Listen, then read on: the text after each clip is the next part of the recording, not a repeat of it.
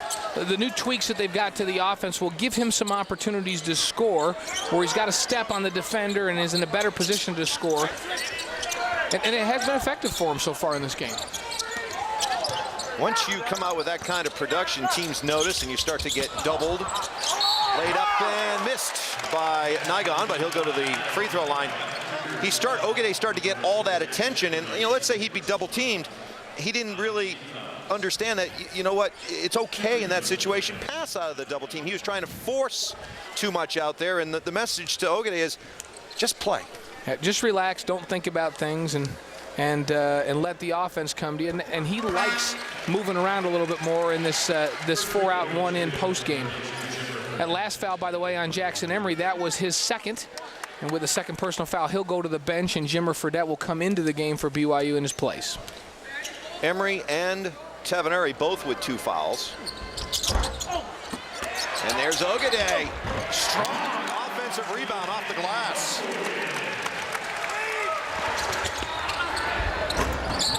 And how about that quick transition for BYU, even after a make? And Jimmer Fredette is fearless. He will take it at any big guy and not fear at all.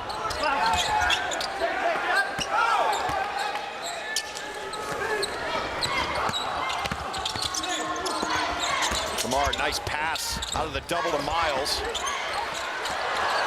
Nigon not able to control. Had Tavanari open in the corner. Instead, Morgan will go up and bank it in. Well, Lamont Morgan with a couple of really nice drive buckets where he's gotten the ball up on the glass and taken it to big guys and converted. Slowly but surely, BYU starting to extend now the lead up to 7, their biggest of the game.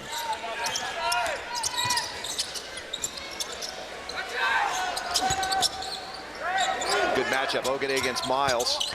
Right back to Ogede. Shut off, strong! Well, Andy Ogede at 6'9" and 245 pounds. He's a physical specimen.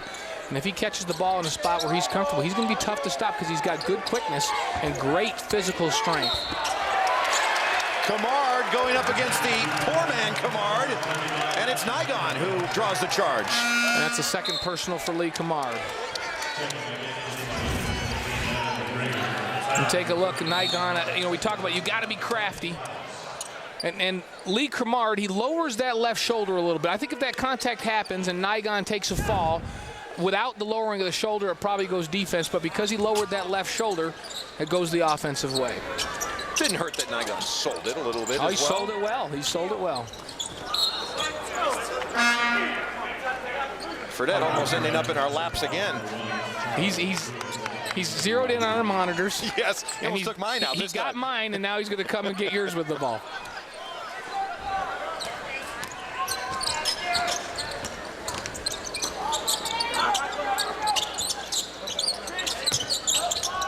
Tough pass from Walker all the way across, but it gets to Ogede somehow, and Ogede misses the chippy.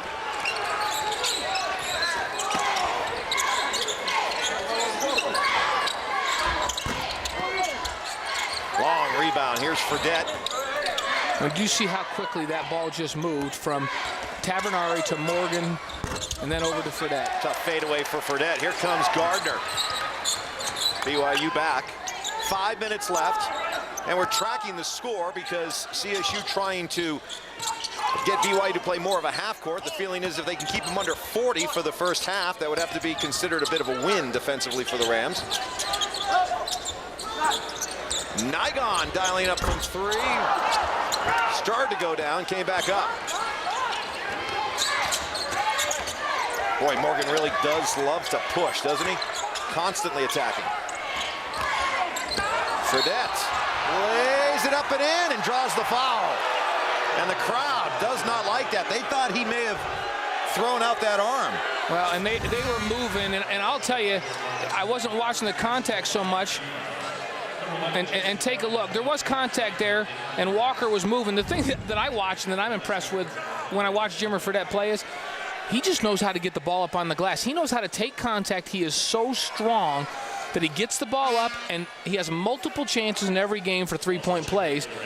He's just got a great sense of how to make that hoop after he gets hit. You made the observation earlier that Fredette, he's one of those guys, if he can just get his shoulder around you, he's so strong that once he's around you, then he's dangerous. He's going to the basket, and he's not afraid to body up against guys that are 6'8", 6'9", 6'10", and boy, time after time against number 6 Wake Forest, he took the ball into the paint and banged and got the ball up on the rim, and Wake Forest was frustrated trying to cover him. He had 18 points in the first half of that game. Fredette had a career high 23 against Wake Forest. He's got 10 to lead BYU in scoring. Ogade, quick drive. He's getting good looks. Last couple just haven't gone down. Back the other way. Fredette, there's that drive. And that's the other point you made about Fredette. He's deceptively quick. What you cannot do against BYU is miss a shot and think even for a minute, oh, poor us, we missed a shot. You can't think of it. As soon as the shot goes up, if you don't get the rebound, you better turn and you better get back, or they will get a bucket on the other end in transition. Get more from the Mountain Online 24 hours a day at the MTN.TV. Access news and video from all your teams, and check out the Mountain Locker Room for a hilarious take on the latest news from across the Mountain West. It's all just a click away at the MTN.TV. You know, here we are, kind of meandering along throughout the first half, and you're thinking, okay, the pace is right where CSU wants it, and then boom, just like that, you look up, it's a 10-point lead. Well, the key for Colorado State is not only to take time in the half court, but to get good shots where you've got guys in rebounding position to contest those rebounds. Because if the rebounds come out uncontested and BYU goes with a running start in transition, you're not going to stop them from scoring on the other end.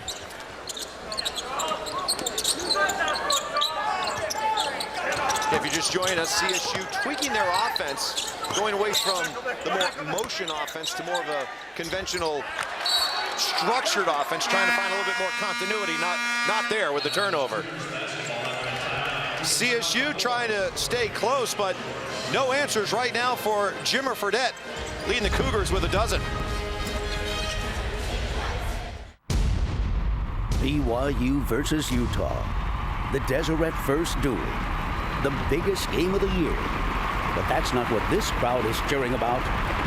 It's rewards checking from Deseret First, a checking account that pays you 5.01% APY. There's no minimum balance, no monthly fees. We'll even pay your ATM fees. To qualify, it's easy. In fact, they're little things you're probably already doing. Rewards checking from Deseret First, proud sponsor of the Deseret First Duel.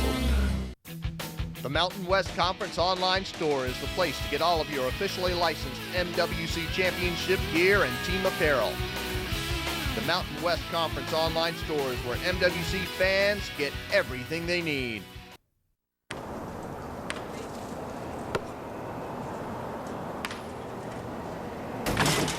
Yeah! Earn double Hilton Honors base points. Real value from your friends at Hampton. Mountain Peak Performances, covering the athletes and coaches in Mountain West Olympic sports.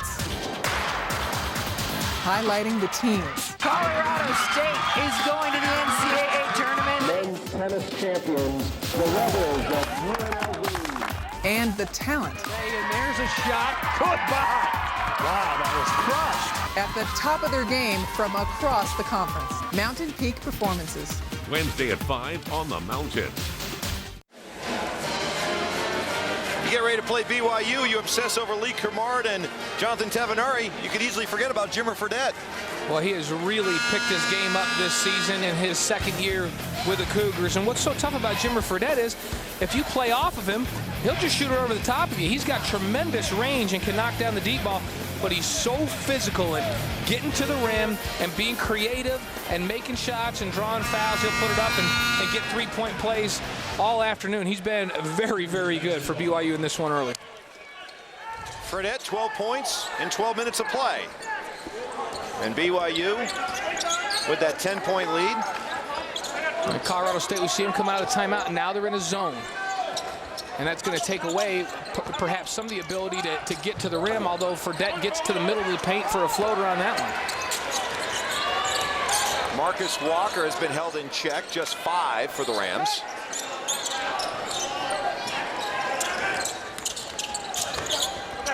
Aggressively coming out and defending the perimeter. Walker gets a step.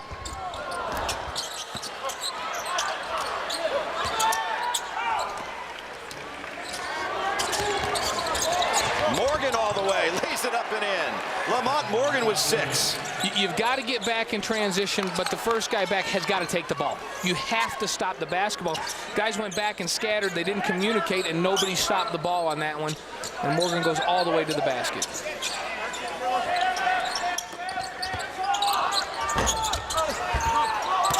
Second chance, Bokarbaugh rejected.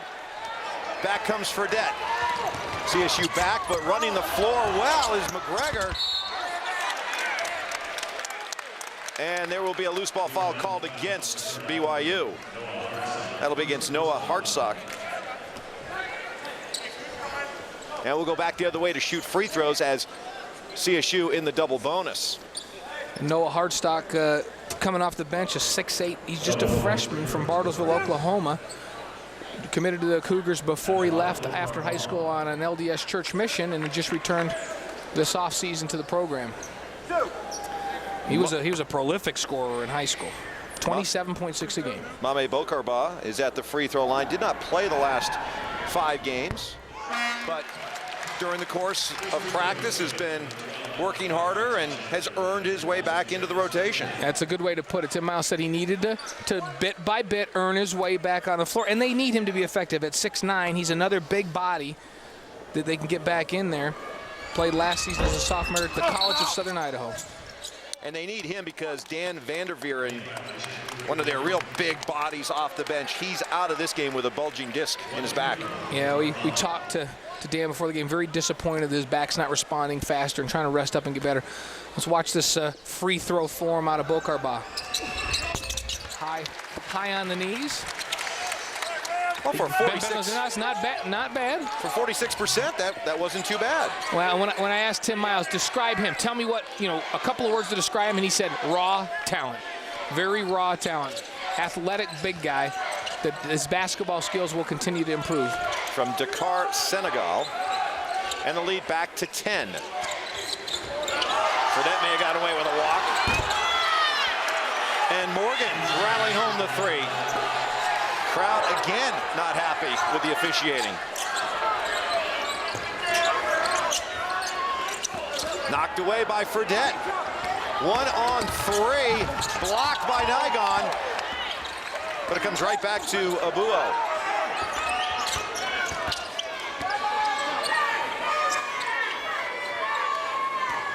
Coming up at the half, we'll head it back to the studio for all the analysis of this first half and look ahead to the rest of our triple header. Putting up the left-handed hook shot is Gavin McGregor. And there's that magic number. They're up over 40. Yeah, and what's interesting, we talked about this earlier, Mike, it's a team that will all of a sudden go on a big run and they get going in transition, and it's hard to stop that momentum. Bokarbaugh with the offensive rebound. Boy, that was a very nice physical play by Bokarbaugh.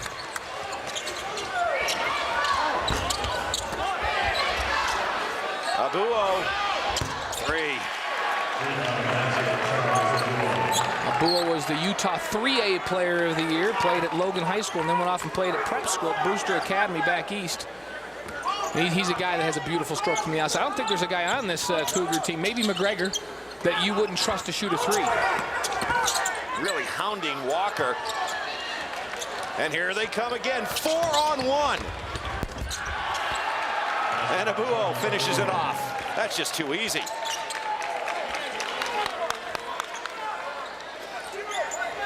This was just a 5-point game, seemingly just a couple of minutes ago. Just like that in a blink, it's up to 18. And CSU will play for the last shot. Gardner. And draws the foul and a chance for a 3-point play. Are they going to give him the basket? They are.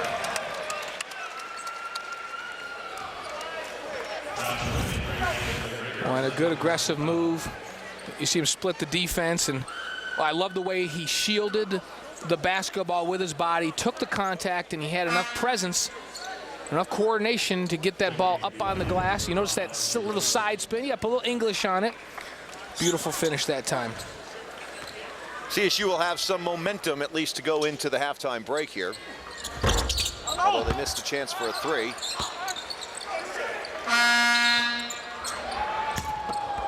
and a quick horn at the end of the first half. Coming up at the half, join Marius Payton, Marty Fletcher, and Larry Mangino as they break down the first half and take a look around the rest of the Mountain West. BYU with the lead, 46-30 at the break. All right, we're at the break in Fort Collins as BYU leads the home team CSU. The score 46-28. This is Halftime Live alongside the coaches Marty Fletcher and Larry Mangino.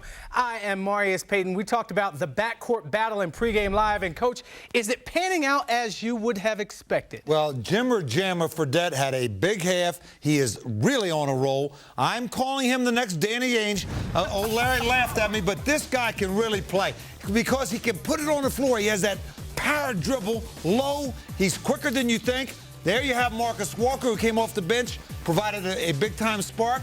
But here you have Jackson Emery from way downtown. So the backcourt duel goes to BYU with Jimmer Fredette with 12. Jackson Emery took a couple key charges. Willis Gardner got him off to a good start. But you got to look at Jimmer Fredette, big-time first half for the young sophomore. Now, Larry, we know CSU switched from the motion offense. They're running something different. What are you seeing out of the Rams? Well, I thought initially it showed some good things. They got some really good looks at the basket. They're running like a chin cut to a pinch post, but it caused some problems early. They turned the ball over once or twice. They did get some good looks.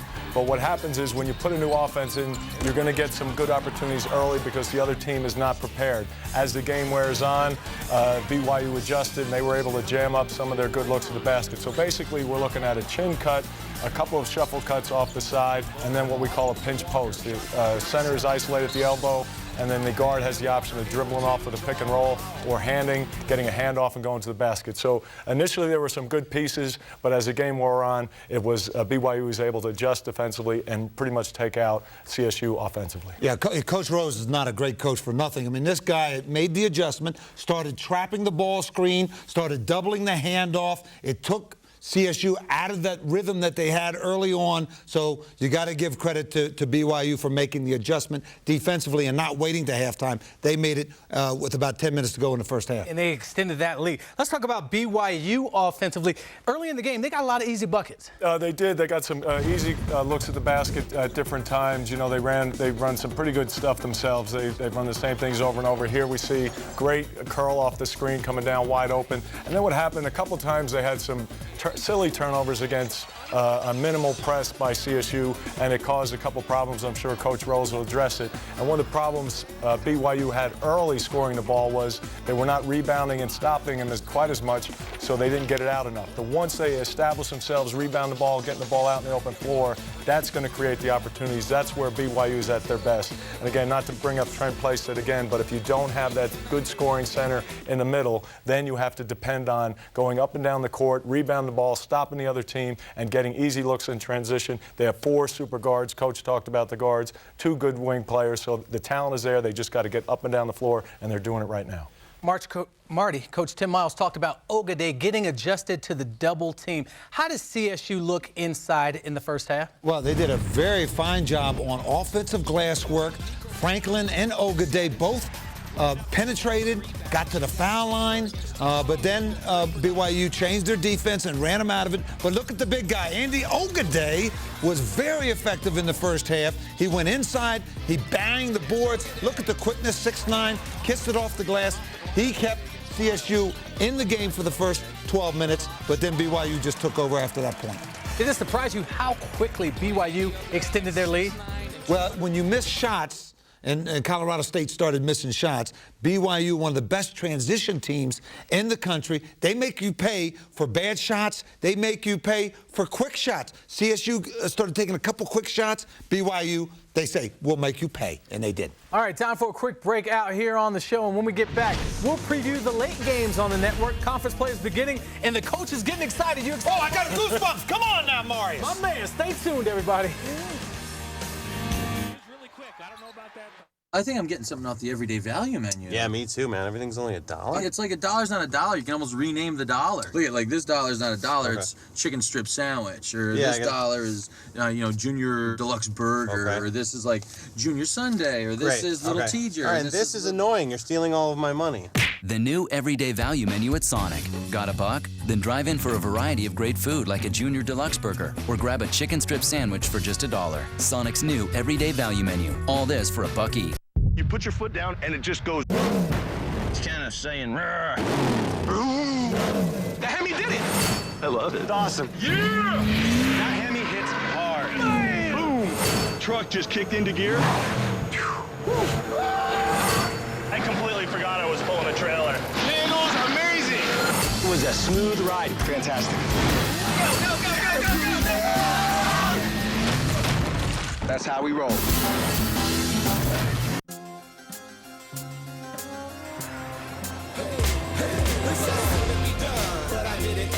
Said it wasn't possible, but I did it anyway. They said it wasn't for me, but I did it anyway. You know I did it, yeah.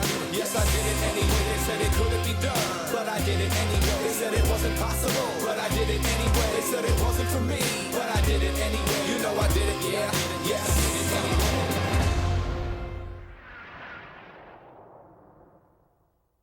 The Mountain West, a conference of tradition, a conference of pride, and at its core, a community built by every athlete, every team, each with a story to share. Trust our team to tell the stories of your teams, because we are fans first, because we know the stories that matter to you, because your conference is our conference. The Mountain View, presented by Dodge. Thursday and Friday at 7 on the Mountain.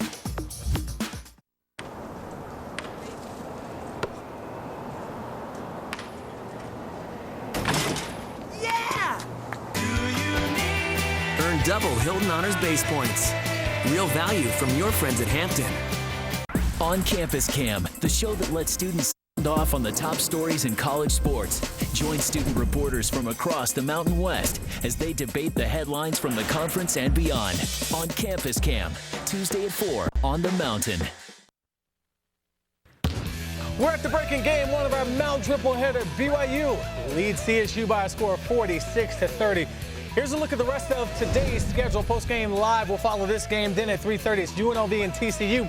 Legends with Jerry Tarkanian starts at 6 o'clock, and then at 7:30, it's Air Force and New Mexico. And we'll wrap up the entire day with the Mountain Cap at 9:30. UNLV and TCU will lace them up later today, and this looks to be a great matchup. The Rebels are always a strong team, but as for the Horned Frogs, Jim Christian in his first season has the Horned Frogs playing really, really well. The Rebels have won 8 straight games, and this with their go-to guy, guard Wink Adams, being hurt. Adams has averaged 13 points and 3 assists per contest, and the Rebels need him to be on his game with a tough conference schedule ahead. Here's Wink. A lot better, I'm back at 95 to 100%. For these last 2 practices, I've been doing everything full speed, jumping and shooting like I used to. And at first, it was kind of stiff. It was getting real sore after practice, and I just had to sit out for a couple of reps. But these last 2 practices, it's been feeling good. And Coach told me, don't favor it. Just go out and don't think about it. And these last 2 practices, I've really been just going out, just practicing, not thinking about it, and I'm feeling good. So, I'm glad we had this week off so I can get better and get ready for the TCU game. All right, game 3 of our triple header has New Mexico playing Air Force. Both teams are not having the type of year that they would have expected. Both teams are still in a learning stage. Here's what the Lobos are learning. It's important for us to learn that, at the end of the game, especially on the road, we have to have defensive stops. And I think, a few times they went up 5 with a minute left, and it's a tough to come back from, and I think we have to get important stops, especially towards the last 4 minutes of the game, and I think we have to come together and get defensive stops and important rebounds. I think both of these teams are learning how to play without superstars. New Mexico's missing J.R. Giddens, and Air Force, they're missing the silent assassin. Oh, they really are. And J.R. Giddens, he was such a dominating player, particularly once conference play came around. He was averaging like 13 in pre-conference. Once conference came, he started being a little more aggressive offensively, and he made the players around him better. Now, New Mexico has a lot of young players. They have a team that plays very good defense at times, but other times not as aggressive as Coach Alford wants. And believe me, they will be ready for this matchup because they're coming off of 2 losses, and Coach Alford will be getting after those guys, and they'll come out and play with great enthusiasm, intensity, and a great purpose. Marty, no question. The defense will be there. I think that's the one thing that they've been missing a little bit is what their identity defensively. We say all the time, you can create offense from your defense. If you get after it, able to pressure people and create some turnovers, you're going to get easy shots. When you talk about losing J.R. Gittens, you're losing that presence, that person that's going to say, we are going to score now regardless of what's going on. J.R. was that. They don't have it yet. It will develop as time goes on, but they're making progress towards that end. Do you like the job Jim Christian has done at TCU? Oh, absolutely. I was really impressed from the first time I saw his team play to take a new group of guys that he does not know and blend them, get them executing their offense very well. He's controlling the tempo. They don't score a lot of points, but they win games. So he has put his mark on this program. He's done a great job. He's taken the players he had, made them a little bit better. He brought in a couple of junior college transfers that have done a super job. They're executing, they're buying in 100% right off the tip to win at Texas Tech. Unbelievable with a new group. And then as they go into conference play, I expect this could be an upset today with UNLV coming in to Fort. All right, let's take a look at the game stats of the game we are watching right now, BYU and CSU. And as we look at those stats, Marty, what adjustments need to be made for the Cougars? Well, the Cougars just continue to play the way they've been playing. They want to tighten up the defense inside, and I'm sure points in the paint. They want to keep penetrating, and turnovers. Both teams done a good job with turnovers.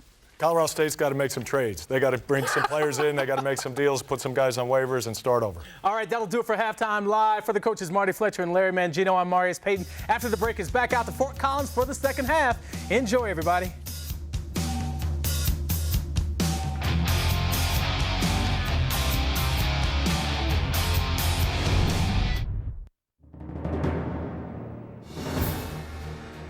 March 18, 1981. Ground Zero, the Omni in Atlanta, Georgia. Site of the 1981 Sweet 16 Southern Regional. The matchup, the BYU men's basketball team in a titanic tilt against the Fighting Irish of Notre Dame. The Irish lead 50-49 with just 8 seconds left on the clock.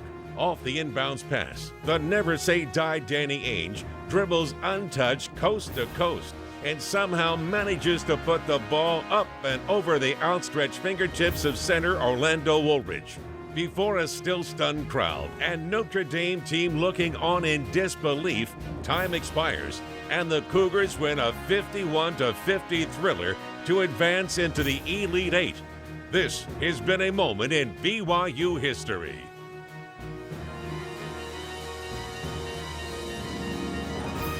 Garth, the lob. You see it in the way they play. Unparalleled passion, driven by the spirit of competition. But now he'll launch and he hits. Nice feed, the double slams it down. They come to test the best against the best. Spain from long range. And enter an arena where out of many, one will emerge. New Mexico is going to the NCAA tournament. This is Mountain West basketball. And this is the Mountain. Around the Mountain, covering the tough issues and top stories from the world of college sports. Teams are going to force him to pull up and shoot. The pre-conference season is not easy. With heated debates. They're going to score a ton of points, and Brian Johnson and that offense are going to roll. I think we're reading way too much into it, guys. And no-holds-barred opinions. You have very few athletes that can make that transition. Around the Mountain is where sports reporters speak their minds, and sports fans come to listen. Around the Mountain. Tuesday at 4:30 on the Mountain. 2008. For some, it meant greatness. For others, challenges unmet. As the chapter closes on another year of Mountain West football, the Mountain takes you back. The pivotal plays. Harris has got Morton again. Oh, what a catch! Puts the Rams back on top. The defining moments. Johnson's going to take his shot. He's got Reed. Touchdown. The 2008 football season reviews, January 18th at 3:30 on the Mountain.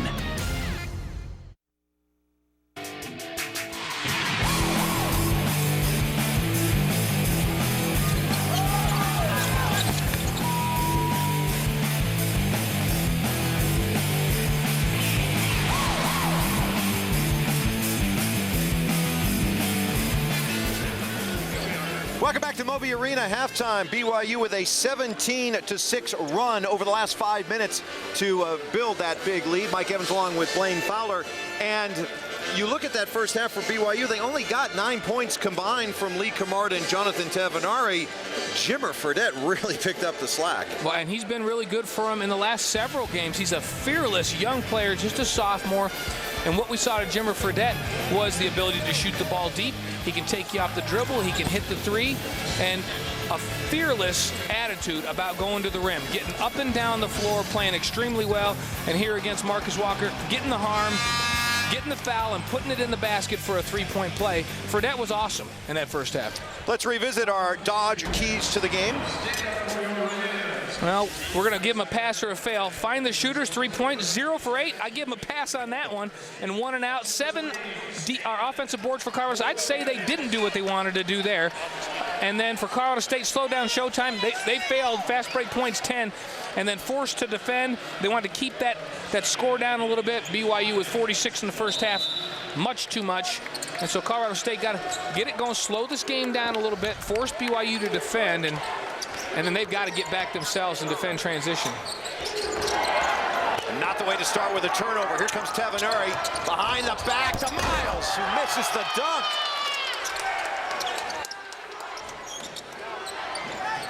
That would have been our sonic play of the game, I think, if that one had gone down. Here's Tavenari, and he gets the first basket. And BYU, it's not a team with a bunch of seniors, but they seem to play very seasoned. Nothing seems to phase them. You miss a throwdown, and it goes back, and all they do is get into their set, move the basketball, and get a nice open jump shot for Jonathan Tavenari. They don't seem to be bothered by anything. Very unflappable basketball team. 2 possessions, 2 turnovers for the Rams. Fredette the quick 3.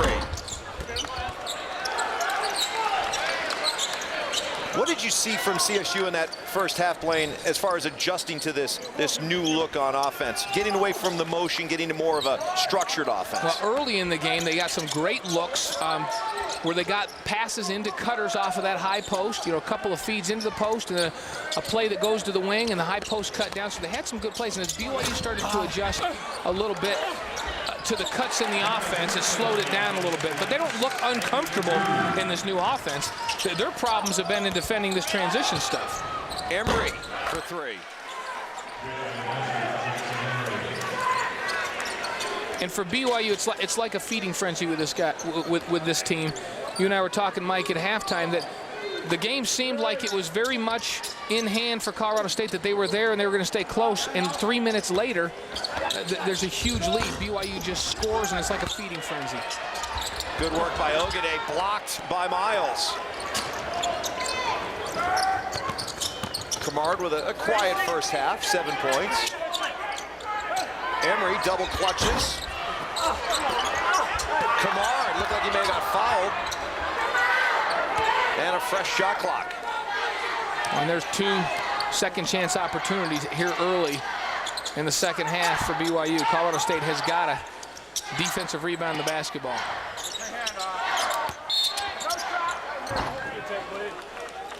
Carr with the foul on Camard. And you look at these 2 offenses, you've got a CSU offense that is such a work in progress right now, and they're sort of trying to think their way through everything, whereas you watch BYU play, it's just second nature. Yeah, they're not thinking through anything, they're just reacting, and the team playing very well together. This BYU team is a very unselfish basketball team. That's something I've noticed here in the first half, is Camard gets called for a traveling violation. They seem to be looking for that extra pass, and they're giving up a good shot for a better shot. That's a sign of a good basketball team. Well, this is the team that leads the Mountain West in assists, as well as assist to turnover ratio. So they take good care of the basketball and they share the basketball. And right now they have a 19-point lead. Marcus Walker did not spend much time off the bench. He's in quickly for Tim Miles.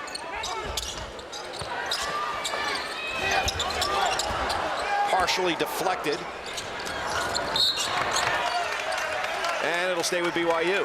Nice hustle play. That's exactly the kind of play you expect out of Adam Nigon. A hustle play, going down and knocking the ball out of bounds and preventing another transition bucket and opportunity for BYU.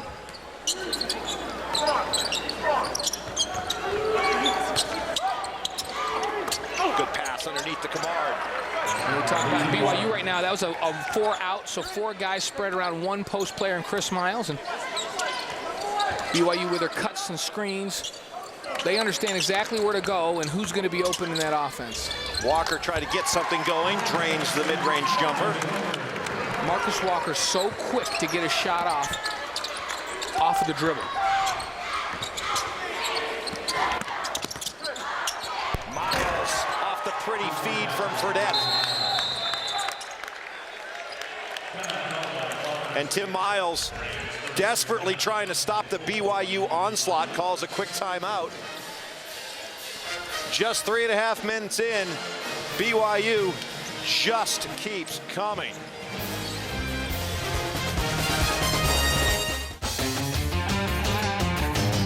Big O's looking out for the little guy with a Big O bailout. We'll beat any competitor's advertised tire price by 5%. Plus, we'll get you covered with the best warranty in the biz. 6 months, same as cash financing. And our healthy car special, just $29.95. Big O's got you covered with a Big O bailout. We got you covered at Big O. It's about teamwork, strength from unity, rising to the moment, reaching for greatness. It's where excellence becomes reality. And team becomes the ultimate champion. This is Mountain West basketball. And this is where we play. The Mountain, where the West is one. Coming up today, men's basketball continues with UNLV and TCU at 3:30 and Air Force in New Mexico at 7:30, right here on the Mountain. BYU versus Utah, the Deseret First Duel, the biggest game of the year. But that's not what this crowd is cheering about. It's rewards checking from Deseret First, a checking account that pays you 5.01% APY. There's no minimum balance, no monthly fees. We'll even pay your ATM fees. To qualify, it's easy. In fact, they're little things you're probably already doing. Rewards checking from Deseret First, proud sponsor of the Deseret First Duel.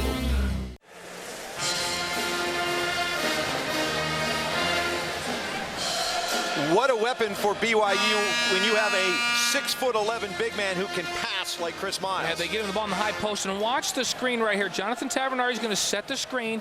Kamar's going to curl around the screen, and then Chris Miles, the big guy, your 5, with a nice touch pass back to the inside.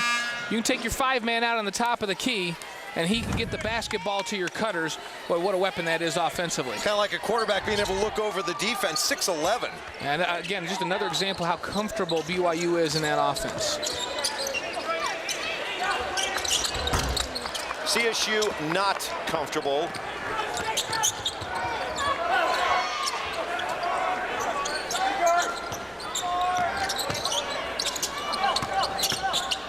Miles passing out to Fredette. Tavenari. Money. And we mentioned the first half, BYU has so many guys that do not need to gather themselves or to put the ball on the floor to get a 3 off. And Tavenari, he's a great catch and shoot perimeter shooter. BYU's come out strong defensively, forcing a number of turnovers. Tavenari again. Misses that one. Ogade with the rebound. Gardner trying to make something happen, pushing to Nygon. And BYU getting in the passing lane, deflecting passes, knocking them away, turning up the heat.